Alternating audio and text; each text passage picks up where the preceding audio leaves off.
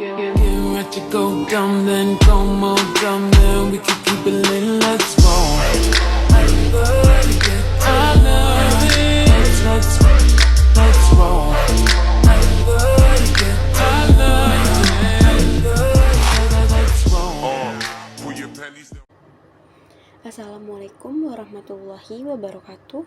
Halo semuanya, perkenalkan kami dari kelompok 3 mahasiswa Psikologi Universitas Al-Azhar Indonesia.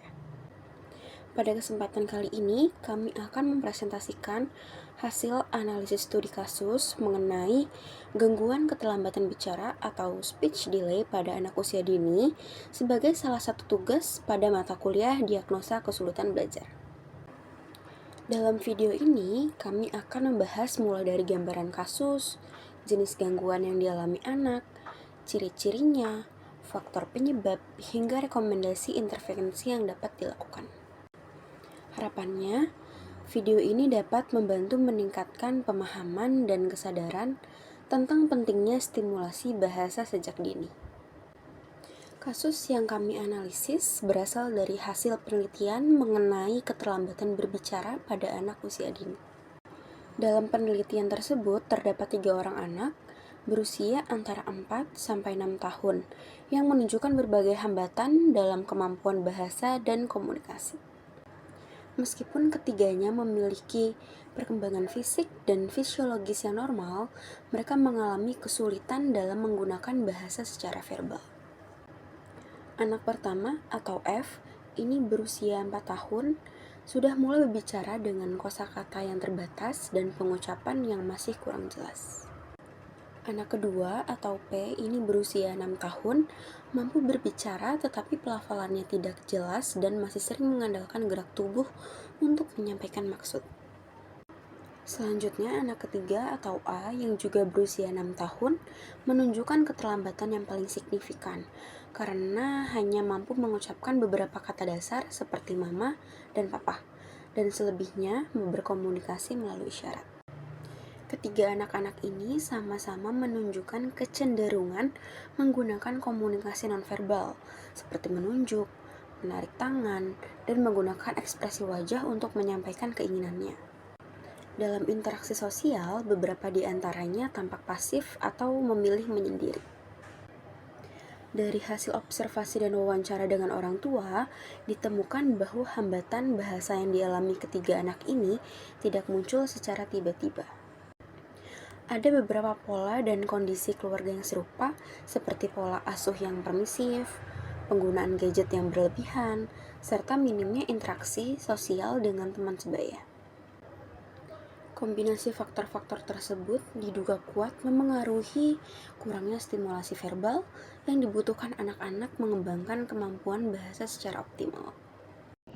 Berdasarkan gambaran umum tersebut, kami akan melanjutkan pembahasan dengan menganalisis jenis gangguan yang dialami anak, ciri-ciri yang terlihat, faktor penyebab, hingga intervensi yang sesuai untuk membantu perkembangan bahasa mereka. Berdasarkan hasil pengamatan dan wawancara pada ketiga subjek, dapat disimpulkan bahwa ketiganya mengalami keterlambatan bicara atau speech delay. Gangguan ini terlihat dari hambatan perkembangan kosakata, pelafalan yang kurang jelas, kesulitan menyusun kalimat, serta kecenderungan menggunakan komunikasi nonverbal sebagai pengganti bahasa verbal. Anak lebih sering menunjuk, menarik tangan orang dewasa, atau menggunakan ekspresi wajah ketika ingin menyampaikan sesuatu. Jika dilihat dari dekat, ciri-ciri yang muncul pada setiap anak memiliki pola yang serupa. Anak F dan P sama-sama memiliki kosakata yang terbatas, serta pelafalan yang sulit dipahami. Sementara itu, anak A menunjukkan keterlambatan yang lebih berat karena hanya mampu mengucapkan 2 kata dasar, yaitu mama dan papa. Ketiganya juga belum mampu menggunakan kalimat sederhana. Dalam interaksi sehari-hari, anak lebih banyak mengandalkan gerakan tubuh dan mimik wajah. Anak A bahkan tampak cenderung menyendiri dan kurang aktif dalam situasi sosial. Namun, pada anak F, pemahaman bahasa sebenarnya sudah cukup baik. Hanya saja, kemampuan ekspresifnya yang masih rendah. Setelah dianalisis lebih lanjut, terdapat 3 faktor utama yang secara konsisten ditemukan pada seluruh subjek dan diduga menjadi penyebab keterlambatan bicaranya. Faktor pertama adalah pola pengasuhan permisif dan minim stimulasi verbal. Orang tua cenderung langsung memenuhi keinginan anak tanpa memberi kesempatan untuk berbicara. Selain itu, sebagian orang tua sibuk bekerja sehingga interaksi verbal dengan anak menjadi sangat terbatas. Anak lebih sering dibiarkan bermain sendiri tanpa pendampingan yang mendorong kemampuan bahasa. Faktor kedua adalah penggunaan gadget yang berlebihan. Ketiga anak terbiasa diberi handphone untuk menenangkan diri atau mengisi waktu. Namun, penggunaan gadget pasif membuat anak tidak mendapatkan komunikasi dua arah yang sangat penting untuk memicu perkembangan bahasa. Anak hanya menjadi penonton, bukan menjadi peserta aktif dalam percakapannya. Faktor ketiga adalah minimnya interaksi sosial.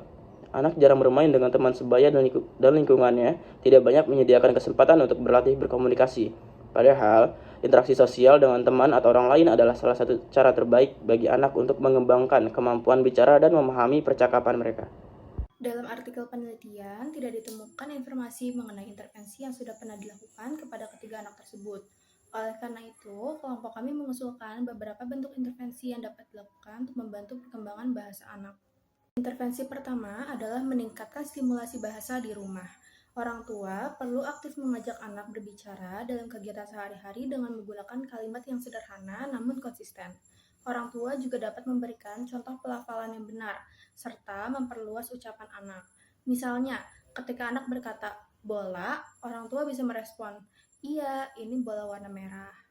Intervensi kedua yaitu membatasi penggunaan gadget dan selalu mendampingi anak ketika menggunakannya. Durasi maksimal yang dianjurkan untuk usia 2-6 tahun adalah 1 jam per hari. Konten yang diberikan juga harus edukatif dan tidak ditonton sendirian. Sebaiknya, orang tua lebih mengutamakan aktivitas fisik, dialog, dan permainan yang mendorong interaksi. Selanjutnya, meningkatkan interaksi sosial juga menjadi langkah penting. Anak perlu diberikan kesempatan untuk bermain dengan teman sebaya, mengikuti kegiatan PAUD atau kelompok bermain, serta dilibatkan dalam aktivitas sosial sederhana yang mendorong komunikasi. Kelompok kami juga menyarankan terapi wicara bagi anak T dan A yang menunjukkan keterlambatan cukup signifikan.